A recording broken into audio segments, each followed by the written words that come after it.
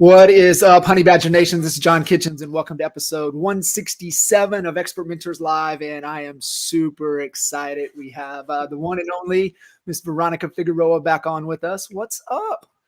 Hi, so excited to be here. I was just watching that intro, and my favorite thing is your smile, how you light up like every interview, and it's contagious. So now I'm like smiling. I got the There you John go. Kitchen smile.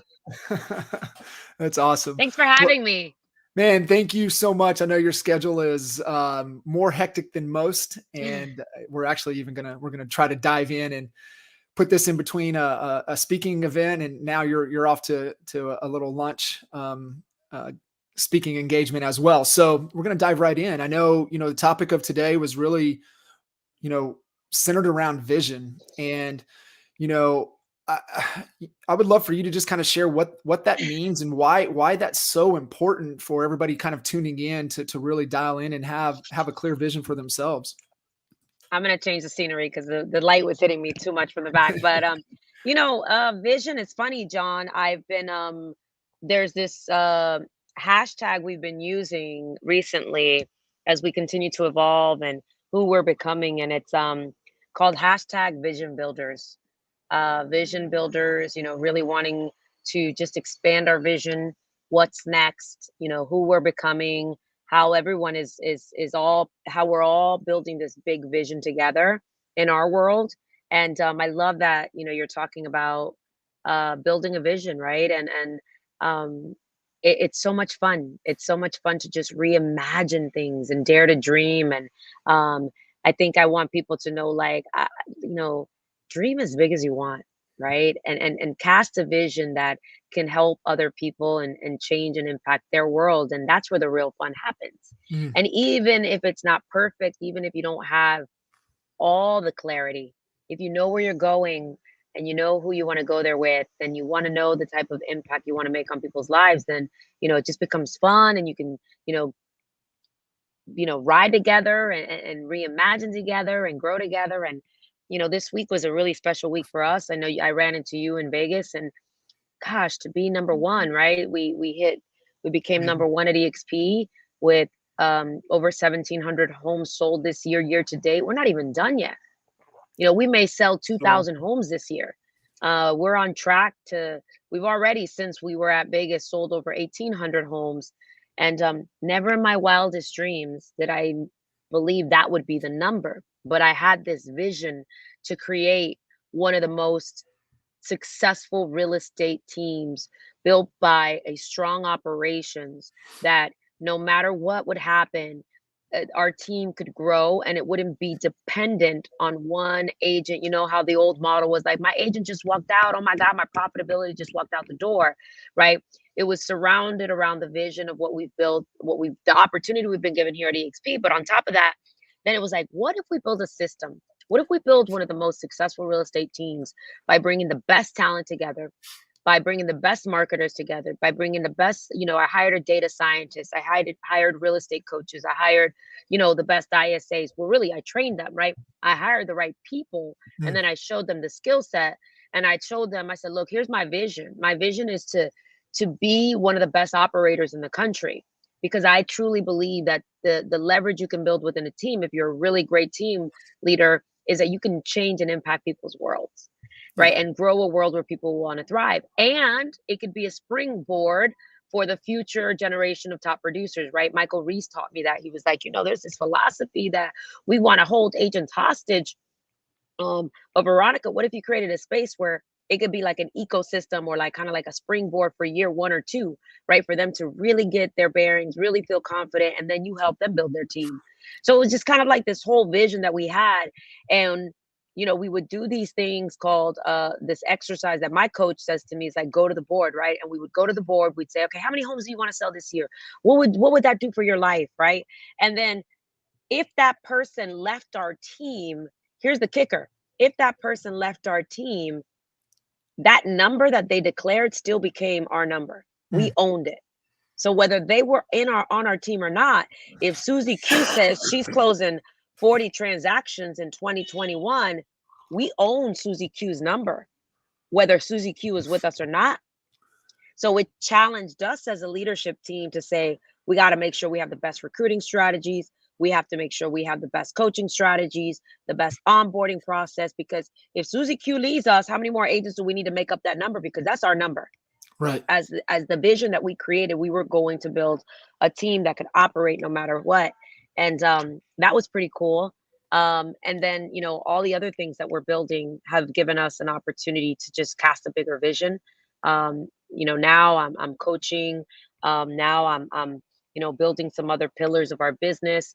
Our organization is just about ready to hit 1,800 partners in 2 years. So awesome.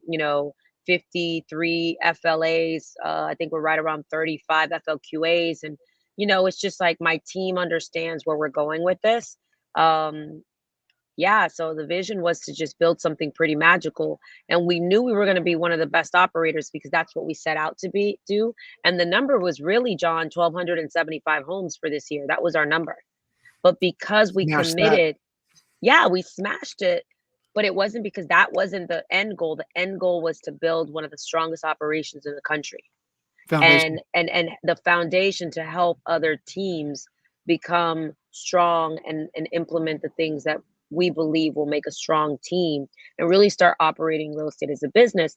And it's kind of like a double-edged sword because we have the Remax, not the Remax, the EXP modern day team, right? That we get to be blessed with, right? The new wave, the new age team. And for me, I love them both. Yeah. Because it allows me that as soon as I'm, maybe we've done our job as mentoring them, we can see them now go build their business, for those who needed to start off on a team. And now we're kind of like, so many people want to join the Figueroa team. It's like, well, maybe not everyone's a good fit. What's the best fit for you? Best route for you? And now we put them on the modern day team. Yeah. If they, if they fit, I everyone love should fit there. Everyone should. I love what you just what you were saying, and for everybody kind of tuning in, I want to kind of give a little comparison to it. So, I've been all over Dan Sullivan's new book, The Gap in the Game, and there's an example in there that they talk about decision making filters, and what the vision does is it gives you and your team a clear decision making filter to be able to make. And the one example that they share in there that I really love is the British rowing team. And they won the 2000 gold, but they were horrible leading up to it, right? 1912, they won a medal, and they didn't do anything up until 2000. Well, coming out of 96, they changed their whole philosophy. They rallied around one simple concept, and it was, will this make the boat go faster? And, hey, will this donut make the boat go faster? Hey, will us going out partying tonight, will that make the boat go faster? So they used and leveraged that around everything. And that's what the vision does, right? So when you get world-class people and they're rallied around, your boat, and they all understand, and they're making decisions, and they're helping think for you, and they're bringing ideas to you, and they're like, hey, V, I think this will make our boat go faster. Hey, we need to maybe look at this. Yeah. And that's how powerful the vision is. And I know a lot of people, they don't, right? They live in this circular world, and it's just Groundhog Year for them because they have no clear destination of where they're trying to go. And I love what you're doing, and, just me being able to observe you over the last, 3 years, even, and just even the transformation from really the last time we were together, which was maybe Key West, to the person you are today.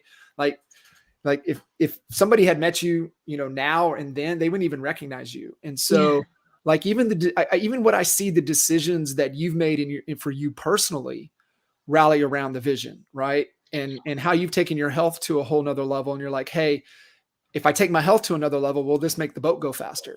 And the answer is Yeah. absolutely. Yeah, I made some very, very important decisions over the last, I would say, 12, 14 months. I removed any toxic relationships, or I tried to eliminate any of those. Anyone that wasn't in alignment with what we were building.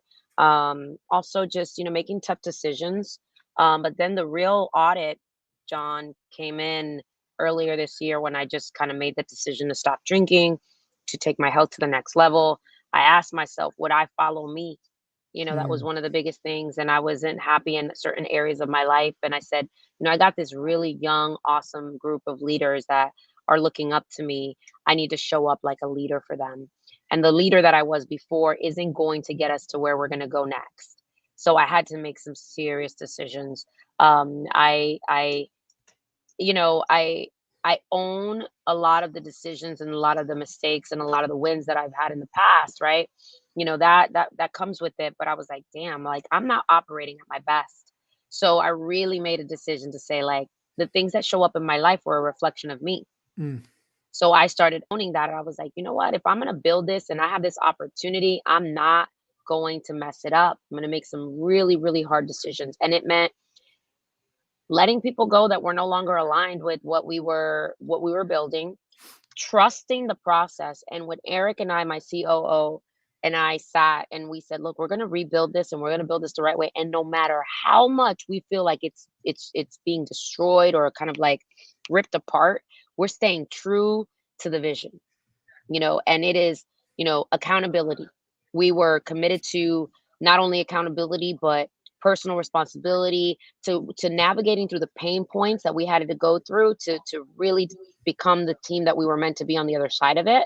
yeah. And it was looking back now, and we got that award last week, and I had no idea. Like, listen, I was like, shout out to my boy, the Franklin Group, and Dan Beer, and I was like, oh, maybe I came in number 4. Maybe that's why they didn't say our number. But when they said our name, it was really shocking to me because it kind of sums up everything we've worked so hard for. It really brought it all together. It makes me emotional, John, just thinking about Yeah. the decisions that we made and the fact that we stayed true to it no matter what. And just hearing the sacrifices I also made to come over to EXP, the sacrifices I made to rebuild this team, the sacrifices I made to position myself as hopefully a thought leader in the industry no matter what. And there's not a lot of women, you know, doing this. Right. And the ones that are doing it, man, shout out to them. I love them. They're my girls, Tina Call, Michelle Seward. I mean, all these amazing ladies who we get to mastermind and talk, and it's not easy. But when we kind of had that opportunity to celebrate it, and again, it was a complete shock. It really kind of humbled me and brought me to my knees of saying, like, wow, when you really stay committed to something and you believe in something, and it makes it worth all those moments of doubt, all those sleepless nights, all those moments where you're like, shit, this was worth it. Yeah. And it's not about being number one, it's about what it represents. What it represents, that you could be scrappy, you could be different, you could dare to lead different, you could show up differently. Man, the statistics were all against me. I was 16 and pregnant, divorced. Yep. Some of my best friends who were on my team became my nemesis and have stolen from me, my ideas. So they think, right? But no one knows what's in your heart and your mind, and no one can outwork me. That's the difference, and I was like, you know what?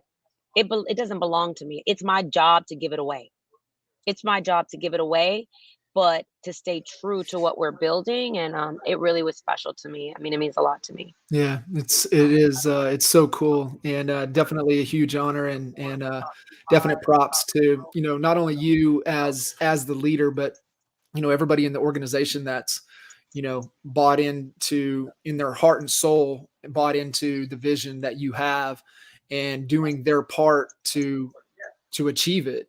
And everything that you shared there, all of, hey, the rebuild, the restructure, the decisions, that all is secondary once you have that clear vision. Yeah. And a lot of people try to rebuild, but what for? Like, what's the goal? What are you trying to accomplish? Where are you trying to go? And that's the power of that. One of the things, in it, a huge honor for you as well, for EXP, to to have you interview Venus. Oh, So, that's I awesome. mean, I would love for you to share about that because a lot of people that will tune in and listen to this were not at EXPCon, and so weren't able to see that. But yeah, what a huge honor, to have the company, put that trust in you to be able to have that conversation.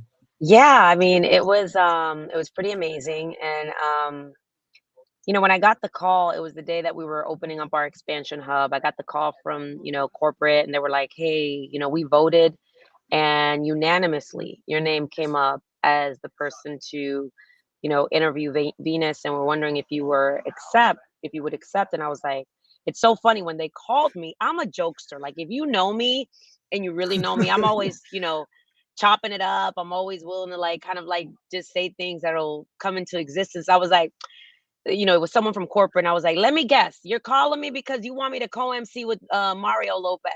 And they start laughing, and I don't know why. I just had this little funny, like, joke in me. And this person who called me, obviously, I knew that they worked with corporate. They were trying to get in touch with me, and I was like, "Yeah, yeah, I'll call you back in a second." And when I got him on the phone, I said that I was like, "You want me to co-MC with Mario Lopez, don't you?"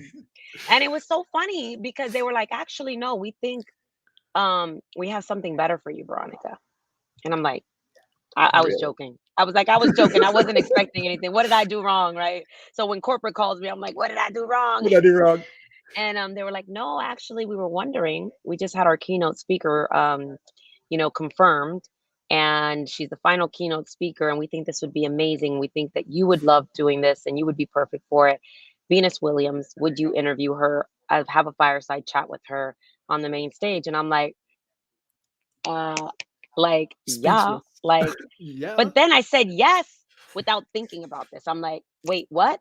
So then leading up to this, it was 2.5 weeks of preparation of, like, what am I gonna say? Like, and then I started watching her videos. I started watching her interviews. I Obviously everyone knows who Venus Williams is, and I'm observing and researching and wanting to make sure that I deliver to the audience. Then I saw how brutal she could be in some of these interviews because she gets asked the same thing. They always try to challenge her. I started doing her research on her, and I was like, "Oh man, this is not going to be as easy as I thought." I was like, "This is going to be tough," and uh they told me I would have 10 minutes with her before to build rapport, 15 to 20 minutes before. And I put a lot of work into this interview, John, like, just a lot of mental work, just a lot of thought, just a lot of, like, if I was in the audience, what would I want to hear? If I wanted to hear from a champion, what would I want to hear? Mm. And I worked together with the team, and they let me come up with the whole entire script. They let me the whole thing of the movie. Playing the clip of the movie was my idea. I was like, I need that to play. I need that to set the tone of the room. We've got a bunch of real estate agents out there who are looking to build a dream, and we need to tap into the inner champion in them. And I want to leave them inspired. I want them to get excited. But I know that this video will get us going. And they were like, absolutely. They gave me complete autonomy, and they That's let awesome. me use my creativity and my vision. And when I saw that, I just got me emotional. I was like, I need this movie to play. And it's this clip with Will Smith saying it, so it felt like Will was in the room with us, right? And that preparation, that, being able to prepare and ask my questions, and, I had a little bit of guidance, but then they allowed me to kind of like use my own energy, right? And my style, which was really cool. That EXP would trust me with that. I'm like, oh, Veronica, don't mess this up, right? Um, and then they told me I was gonna have 10 minutes to prepare for her with her. But I talked about this the other day. What I learned prior to, during that entire process was how champions prepare, right? And when they introduced me to her, she was very quiet. She barely even looked at me. And they said, "Oh, you're going to be able to build rapport." And she did not give me the time of day in that moment. And I'm like, oh shit. Like, this isn't going to be something that's going to be all like, "Hey girl, we're sitting here chilling." She was she was super reserved. Didn't even like acknowledge me at first. She was like, "Oh, hi," and it was just like, and here I am. I'm this bubbly personality. I'm like, "Girl, come here, give me a hug." And nothing, right? And she had a dog. She has a little dog named Harry in her carry-on bag. And you know, she's just had her headphones on, She was reading something. And in the moment, I was like, oh my God, like, how am I going to break the ice with this woman? I got to interview her in front of 6,000 of my friends. And we haven't even even like kind of connected. And how am I supposed to just go on stage and act like we have some sort of rapport? And then I observed her. I watched her energy. I realized she was in a zone. Mm. She was in her zone. So I made a decision to, instead of being intimidated by it, to observe her and learn from her and emulate her and get in my own zone and figure out what was the right time to approach her and say, listen, I need to show up like a champion too. So I went up to her and I said, what do we got here? I went up to little Harry and she, smiled. I cracked a smile. I'm like a real estate agent. We build rapport with people. This is That's what right. we do for a living, right? So I had to realize, how am I going to get in here and earn the opportunity to earn her trust? Right. And I just told her, I was like, listen, I'm super grateful for the opportunity. I got 6,000 of my friends out there. I said, and they're expecting me to deliver. And last night we took home the championship. But I'm gonna need you to help me right now be a champion for them. I'm gonna need you to help me right now build that rapport that we need so that every single one of them walks out of here ready to become the best champion that they can be in their business and in their lives. I said, and I'm just honored to do this with you. I'm not a professional, so have some grace with me. I'm gonna make some mistakes, but we're gonna have some fun. It's gonna be two girls up there chatting it up. I said, because I gotta deliver for my friends. And it's so funny because she looked at me and she's like, you've never done this before? I was like, not at this capacity. And she says, she said, I said, girl, I'm nervous. And she said to me, you're gonna be fine. And then I was like, okay. So that's the most icebreaker I got with her, right?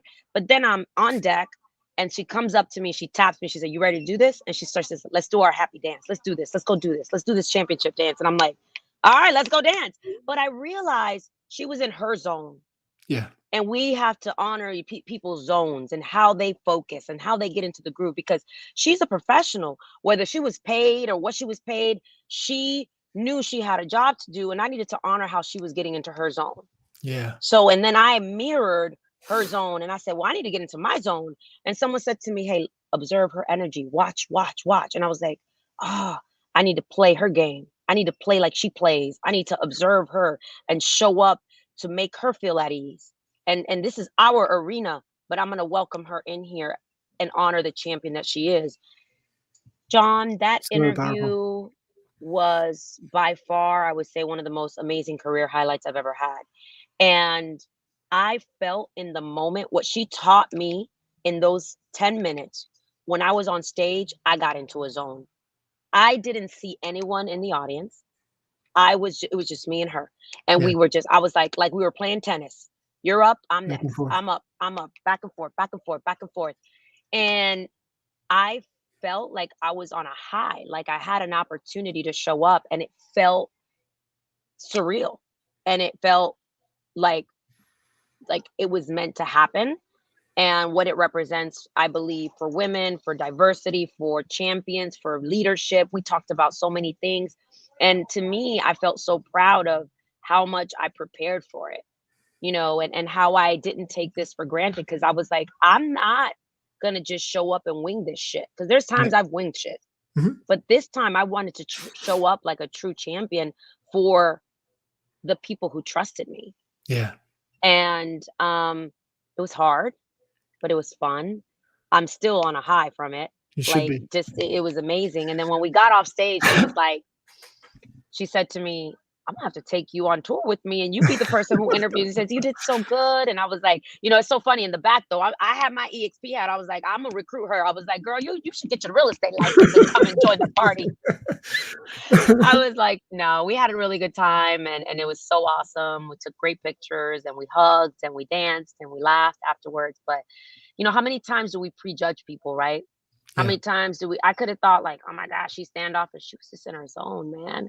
And I'm like, I just want to learn more from her and people like that who get in their zone and just are ready to show up. And that's what I learned, you know, throughout that experience in that short hour and a half that I had the opportunity to work with her was, we all have our zone. Get in your zone and show up like a champion. And she delivered. Oh, she was so Mhm. amazing. And it was fun. Yeah, but it goes back to what you said, right? It goes, you had 10 minutes, but the weeks of preparation that you put in for just those 10 minutes. And if you want that pro level status, then you got to have that pro level behavior. And we see a lot of agents that want that pro level, but they still operate under those amateur behaviors, amateur habits. And Yeah, there's that night before, everybody was hanging out, they were having a good time. It was the gala the night before. I went home, I meditated, I went to my room. I woke up at 3:50 in the morning, popped my eyes up. I was like, today's the day. I had makeup come into the room. I had room service ordered, already pre-ordered. And I was like, I need to take this serious. Like, I Mhm. need to be in my zone. And it just worked out. That's so awesome. I know we've got just a few minutes here before you've got to run. I mean, you're on a high. The team is operating at the highest levels. Things are going well. What's next? What's next for V? What's next for the Figueroa team? What's next for the amazing organization? What's the future? I put a lot of thought and prayer into that. And, what's next is obviously continuing to take the team to the next level, but with my replacement, finding my successor for my team while I coach them up, and really just focusing on my partner relationships, just focusing on the opportunity that we have at EXP, which is amazing. I have so many people who trust me, so many teams who trust me, so many partners who trust me.